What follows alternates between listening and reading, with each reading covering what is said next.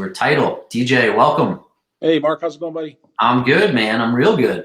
So you and I linked up because our office does a lot of closings with Stewart. You also have office space right in our building. I think a lot of people, DJ, don't even know what a title company does. Can you break that down for us in like layman's terms? Sure. I mean, it's so much different today though than it has been in the past. Obviously, a title company. When someone asks me, what do? We kind of oversee the transaction, right? In a sense that we bring everybody together. We bring the realtors together. So you got realtors on both sides of the transaction. Usually, got a buy side realtor and a sell side realtor. The lender. So we get with those folks obviously and get everything that we need from them, all the information from their side, the seller information, the buyer information. That includes HOA information. That's going to be the current the seller's mortgage information. So we got to contact that bank, so on and so forth. So once we get that information together, we input the order, and our team takes off with it. We order a title search. So we got folks that set at the county. Especially in Franklin County, we got two guys that go down there residentially and one guy commercially. And then obviously any surrounding counties, those guys are going there for us as well. Outside of that, most of the time we outsource that, but obviously we're able to cover any county in the state. So we order the search and they go and they do their job, right? And they're pulling the records from the county. That would be the deed of record. That would be it's a 24-month chain of title, and that search goes back literally 50 years, if not more, depending on the type of search we're doing.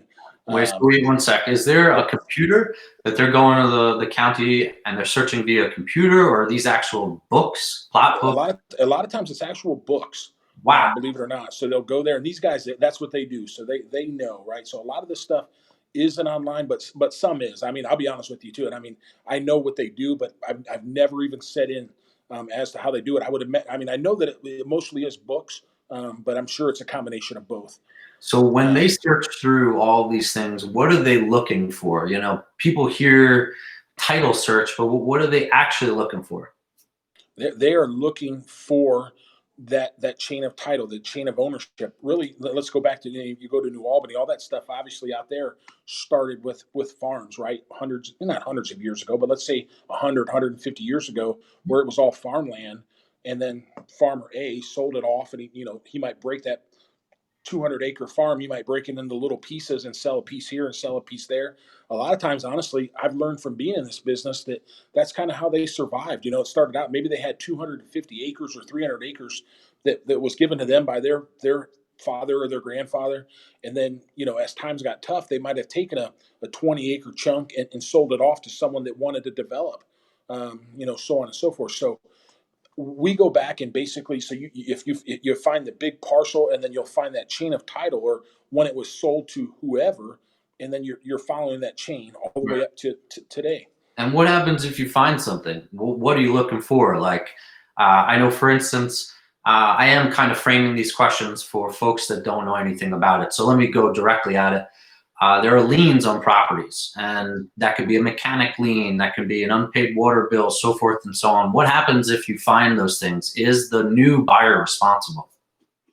No, they shouldn't be, and that's kind of what a title company does. We want to make sure, as the title company or as our searchers, it all comes back to the title company, as Stewart Title, that we find all liens that aren't satisfied in one way or another, right? Whether it was transferred or it was sold, and that was then paid off, or whatever it may be. Most of the time that is done correctly, right? Where you'll go and, let's say I go to sell my house. We got one mortgage on our house. So if our guys were to go search my property, they would find one lien, and that would be to PNC Bank. And so then, we've got that lien. We're responsible as the seller to pay that lien. Is what it amounts to there. So we recognize that lien as the title company. Part of our job is then to get with that mortgage company or whoever owns that lien, and to make sure that that's satisfied at closing, so that the buyer is not responsible. They got clear. The terminology in our world is clear and free title. Got it. Okay. So if it isn't clear and free title and it cannot be resolved, I understand that title companies provide title insurance. and that ensures that the buyer is not responsible for if is a lien. Is that correct? No, no, no, no, no, no. So what would happen is, in order for us to ensure that, we Mhm. would want to make sure that title is free and clear. Okay. If that, if it's not clear, that, and you'll run into a situation, and let's say, I don't know, it doesn't happen very often, but at times there's been situations where you literally can't get it resolved, Mhm. and so there that's becomes an underwriting question, right? Can we underwrite that and make that make a good title for the buyer? Um, and sometimes you can, honestly, you can't simply insure something because the title wasn't done correctly in the past, or maybe a mortgage wasn't released. Most of the time it may take a little bit of research on our end, or a little bit more work, but you can get it resolved, Got it. um, Got it. typically. Can a buyer or do buyers still choose to purchase a, a home even if it's not clear title? Ooh, very seldom. Okay. That's kind of that tough one. You're taking the risk there. It's interesting. I remember when you say that to me.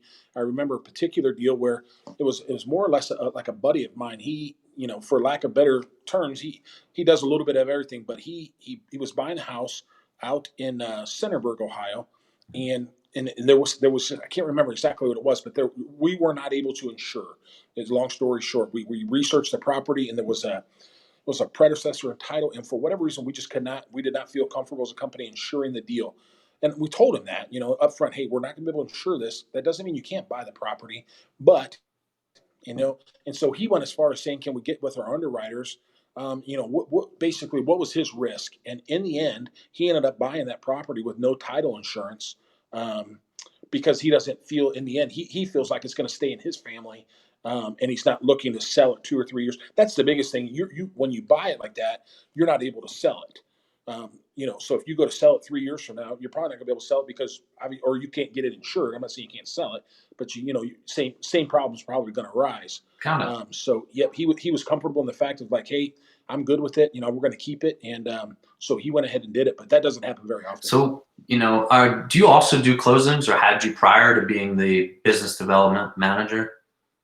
Yep, I'm a business development officer is what I am. But yes, that's where I kind of cut my teeth with the company. Okay. Um, So I have questions about that. What is, yeah, because you and I are both at the closing table when all of this emotion has been kind of created and it's a crescendo. This is the apex. This is the moment when people are about to bust. They're about to get their sure. keys, they're about to sign their mortgage. A lot of the paperwork they might not even be familiar with. And if they are and they've bought and sold in the past, they haven't seen it in 20 years.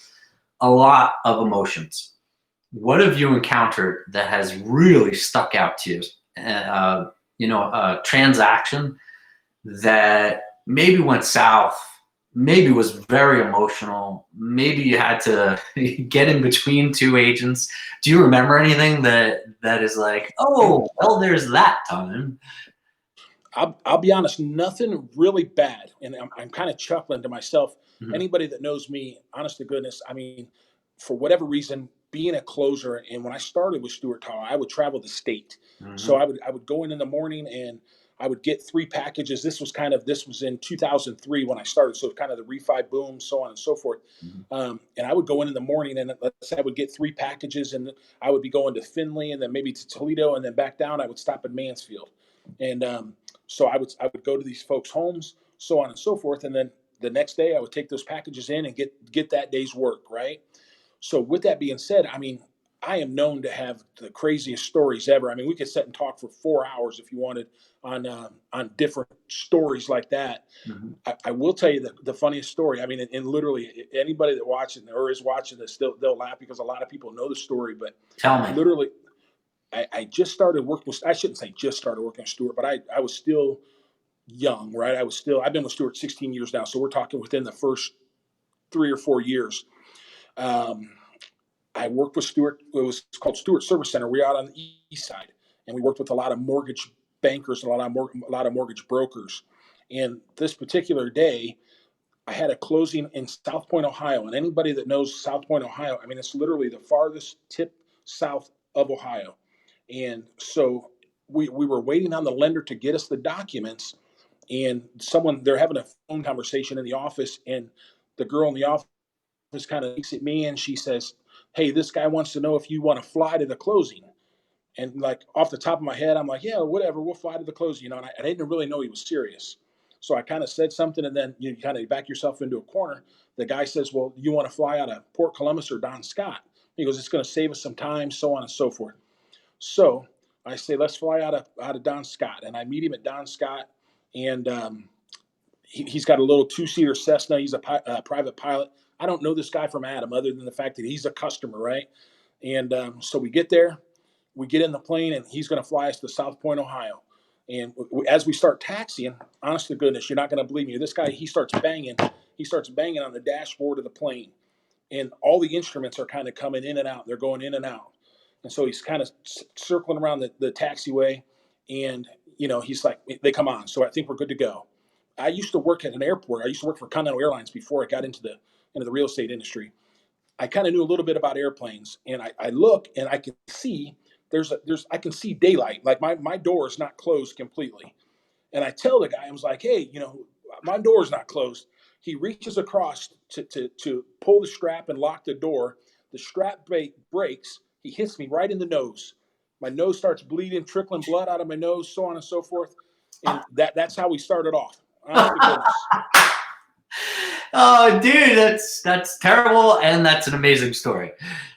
Oh, No, gee. no. I mean, honest to goodness. So listen, to end this whole story, we get in the air, and our instruments keep coming in and out, in and out. We circle back. We're going to come back to Columbus like two different times.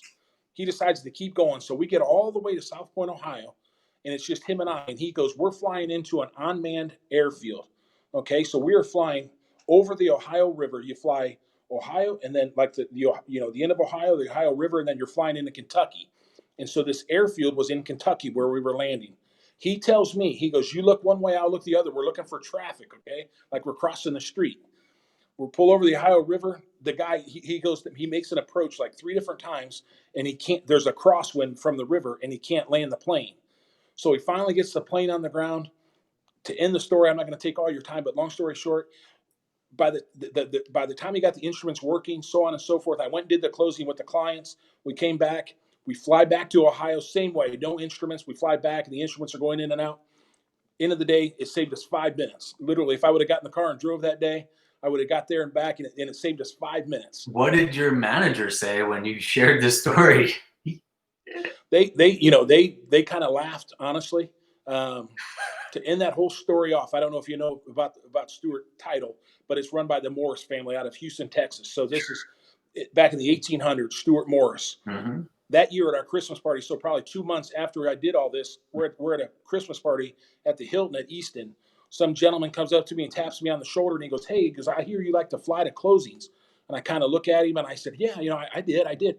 He goes, "I'll tell you what," he goes, "don't ever do that again." He goes, "I sure do appreciate what you did, but don't ever do it again." And it was Stewart Morris Sr. So only time I ever met the gentleman, he came up and told me never to fly to closings again. Wow. And he, at the time, was he a principal of Stewart, or he was? Yep, he was in town for something and just kind of made an appearance at our local Christmas party that year. Wow, that is a great story. I'm telling you, there's 100 more like that. I am so glad you shared that one. I wish we had more time. I'd love to I hear got you. more I of them. got you. One question I did have is Yep. about escrow accounts and about cybersecurity with transfer of funds. So the first thing, let's go back to escrow accounts. Yep. Who owns the escrow account? Is that the lender or is it the title company? Both. Most of the time, honestly, in today's world, it seems like lenders want to control that. They want to hold the escrow. We don't have any problem with that at all. Sometimes we'll be asked, to hold the escrow. So we do have escrow accounts. Those are non-interest bearing accounts. So it's simply no one's trying to make any money there. It's simply, if it's $1,000 earnest money deposit or 10,000, whatever it may be, that goes into an account. It's held till close, and then it's dispersed accordingly. Got it. How many escrow accounts can a title company have at any given time? I don't know if there's a limit. When you say escrow accounts, I think we've got just like one. We do a lot of we would do almost all of our banking now with U.S. Bank, and so that account is there. It's like the escrow account. Oh, We can deposit funds in there, but yeah, that's what it's for. It's just literally to hold those funds, ah, and then Got and it. go from So there. this neutral account called an escrow account, Yep. it can be used for multiple transactions. You don't need a unique escrow account for each home sale. You just use one and you Correct. track the funds appropriately. Okay. Correct. Because it's coming in and out of there. Yep. Okay. Got that.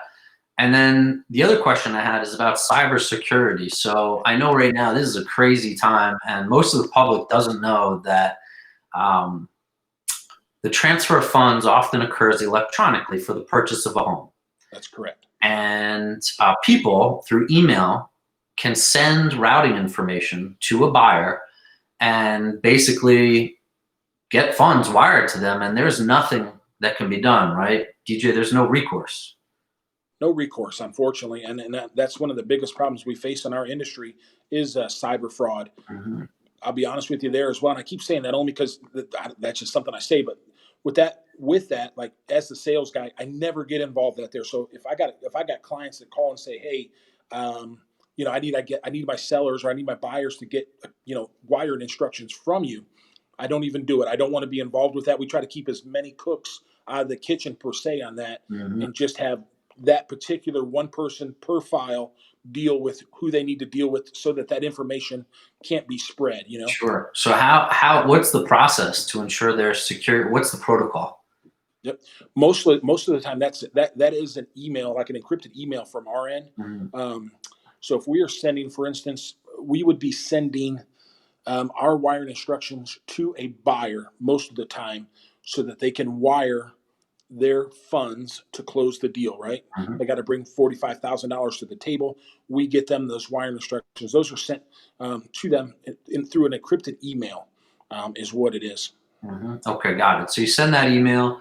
The buyer then accesses it with a password, and in there are the routing and account information that they should send. Yep. Okay, got that. Um, Lastly, what's a recommendation you have for, let's just first say buyers? Buyers come to the closing table. You've seen many of them. What's the biggest pitfall? A recommendation that you may have for buyers to make the process go smoothly. Get pre-approved. You Get know, pre-approved. get pre-approved, right? Obviously, and I think that most buyers probably do get pre-approved in today's world, obviously. Um, and then stay on top of things.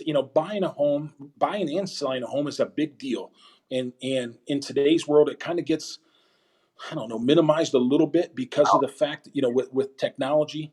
I So apologize. The go ahead. question wasn't clear. I meant literally at the closing table Oh, while sorry. you're a closer.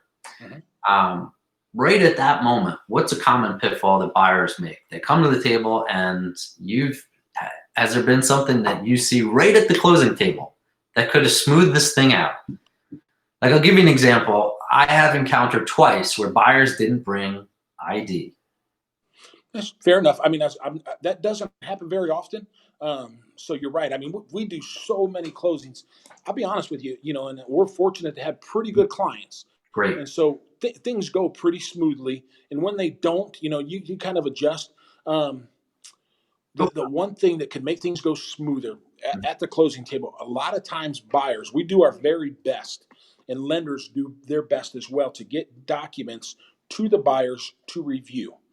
Okay, and so when they're at the actual closing table, and in today's world, obviously, it's more important than ever. We are doing everything we can to minimize the time that folks are in our office for their safety and for ours, right?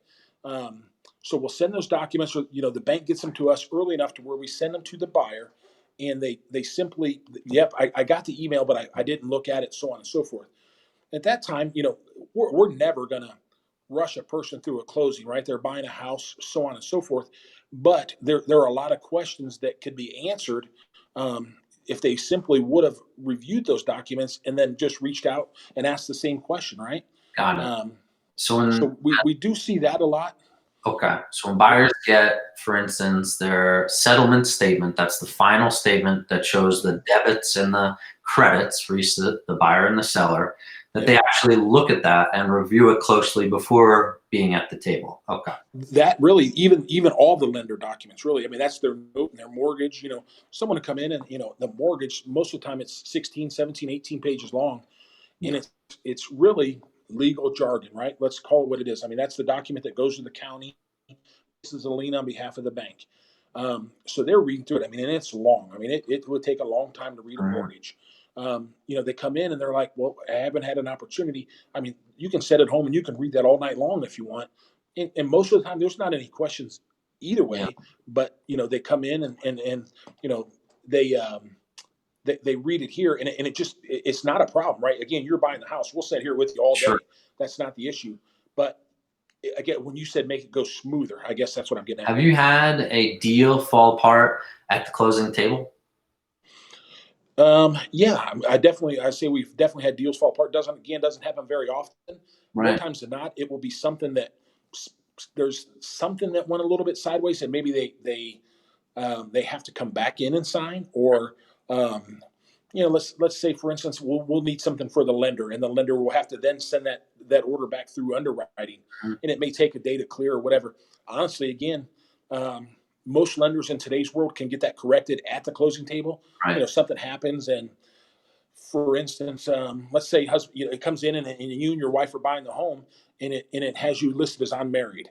So we got to stop. We call the bank and says, hey, you guys got these folks listed as unmarried. What do you want us to do? Well, you're going to need new documents.